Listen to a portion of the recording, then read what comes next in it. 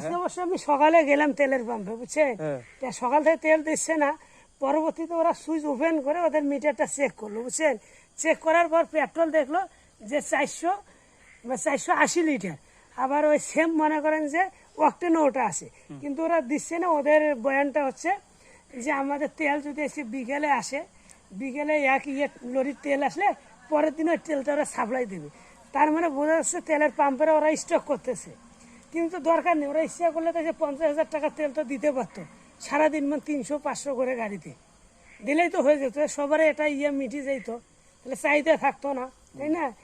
যে আমরা কিন্তু দেখা যাচ্ছে আমরা আমাদের নিজেরাই প্রতিবন্ধতা আমরা করতেছি না, কেমন হয়? এই তেল ব্যবসা বন্ধ করতে হবে।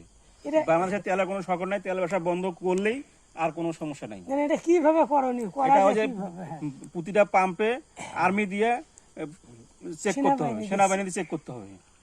এবং এখানে তেল থাকলে পাম্প চলবে, তেল না থাকলে পাম্প বন্ধ থাকবে। না না, ঠিক আছে। কালকে আমি দেখলাম যে একজনের তেল আসে লোড, হ্যাঁ, সে আবার তেল নেবে, যে দেখলো যে তেল যে দিল আর টাঙ্কি পুতলি পড়তেছে, তেল 200-300 টাকা তেল পড়তেছে।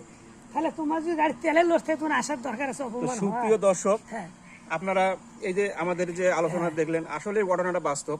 হ্যাঁ, অবশ্যই। বাংলাদেশে কোনো তেলের সংকট নাই, তেলের সংকট তৈরি করতেছে এই পাম্প। এই যে আর কি অবৈধভাবে রাত্রে তেল বিক্রি করে, সাধারণ এই জারকিনে তেল দেয়, এই তেলটা বিভিন্ন নেতার বাড়িতে যায়, দেখা যায় এরা সংরক্ষণ করে। এবং দিনের বেলা দেখা যায় সকাল থেকে সিরিয়াল দিলে সারাদিন কোনো তেল নাই। সারাদিন মানে